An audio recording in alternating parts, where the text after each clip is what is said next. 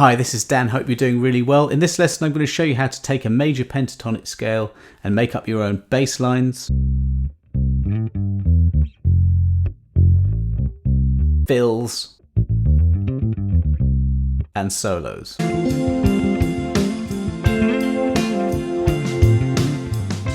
A major pentatonic scale is formed by taking a major scale and getting rid of two notes. A major scale is this. It's C major, it's got 7 different notes. That last one's the octave, it's the same as the first. So 7 different notes. And if you remove the 4th note and the 7th note, you're left with 5 notes in total. And pent means 5, that's it. Major pentatonic scale, that's all it is. So you've got a root, a major second, a major third, perfect fifth, and a major sixth. That's it. There's your octave. And every single one of those notes, which is C, D, E, G, and A in this example, is shown on this picture here. Look, you've got all the notes across one octave of the bass guitar neck. And I really can't overestimate to you how important it is for you to learn that really, really well. Those 5 notes are responsible for thousands of bass lines, millions of hours of songs. It's just so simple. It's so simple that it's beyond belief, really. And I really would recommend you learn that. And actually there's an added layer of complexity, which is that the C major scale has a relative minor. And if you look here, the red blobs here are situated on A.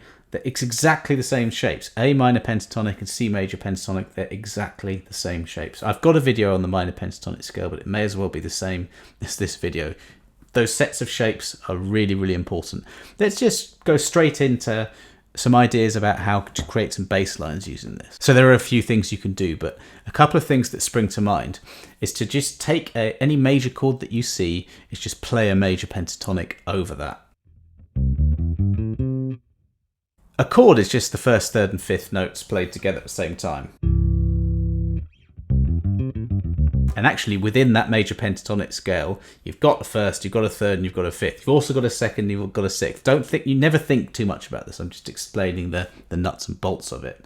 But all it means is that if ever you see, or you've got a major chord, you can play a major pentatonic over it. Let me just demonstrate. So I'm going to go C, and I go G on the 3rd fret, F on the 1st fret. I'm just going to make up a pretty corny bass line using a major pentatonic over each of those.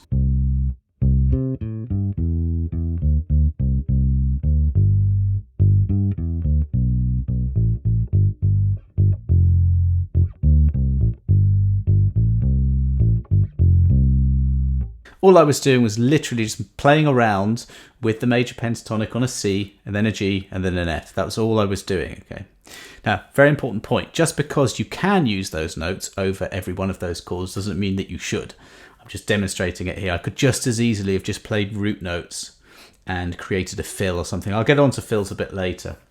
But that's just one way of doing it. By the way, do you recognise that? That's the melody. It's on guitar, but that's the melody of My Girl, and it's just a major pentatonic. You'll hear this so many times. So I really recommend that you learn it by ear as well. Learn the sound of it. Just the first 3 notes of the major scale.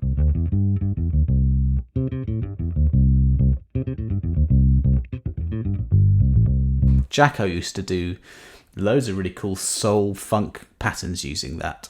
So that would be one way. Just get any major chord you have, you can play a major pentatonic over it. I've written a backing track for this lesson that you can download along with the PDF. The chords for that are 2 bars of C, 2 bars of F, an A minor, a G, and an F. All of those chords belong to the key of C. Now here's a really cool thing that you can do. If you have, like this, a set of chords that belong to one key, you can use that major pentatonic scale, in this case C, over everything. So I'm just going to go to the different root notes, C, F, G, or A.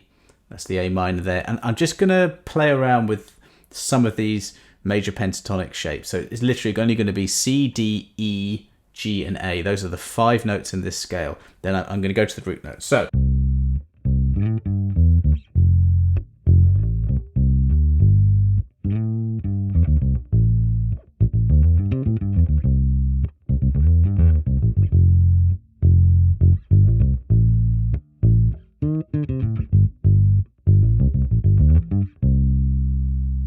Anything melodic or fancy that I was doing there was just major pentatonic shapes, the C major pentatonic shapes. I wasn't playing the pentatonic of any of the root notes. I was just playing C major pentatonic to thread those root notes together. It just sounds really effective when you do that. One thing you may have already noticed is that it's perfect for fills. So if I just keep something, I'll keep it really simple here. I'll just go root notes.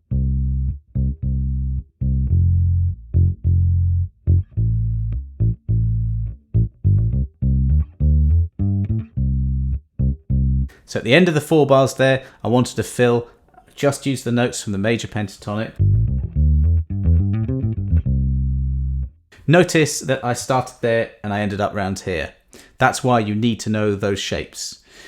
Many people learn them as boxes. There's one there, there's one there, there's one there, and there's one there. And that's a good way of learning them, but I really, really recommend that you're able to play a scale off any finger in any direction, across one string. So that's just across one string. Any one of those notes, I could have gone down that way, this way. Eventually, it all melds into one. And that's the thing, you've only got 5 notes. It really helps to know the names of the notes, know the locations on the bass, and then you can just spring off any one of those notes into another pattern. That's how you really learn this, connects the whole fretboard. Now to demonstrate the solo, I'm just going to kick on the backing track here and just play very, very simply over it. Now all I'm going to do, nothing clever here, just a little bit of space I'll leave, some little hammer-ons, things like that, but all I'm going to do is just the shapes from this diagram here. C major pentatonic, that's it.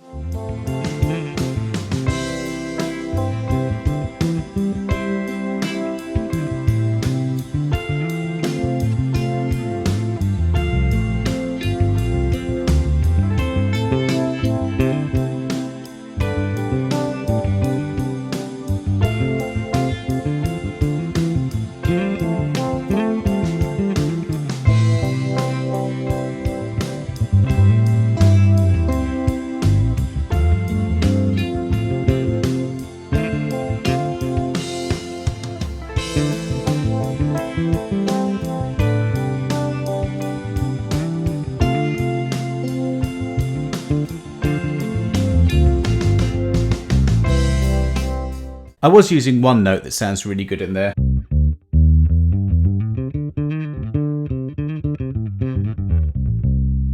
If you add a note in between the second and third notes of this scale, so if you're going frets 3, 5, 7 on the A string, you play fret 6, it turns it into a blues scale, and that's a good note to use.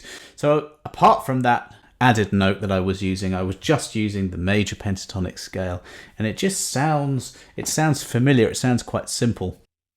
I was trying to resist the temptation to use, you know, those 2 notes that we knocked out earlier, the 4th and the 7th?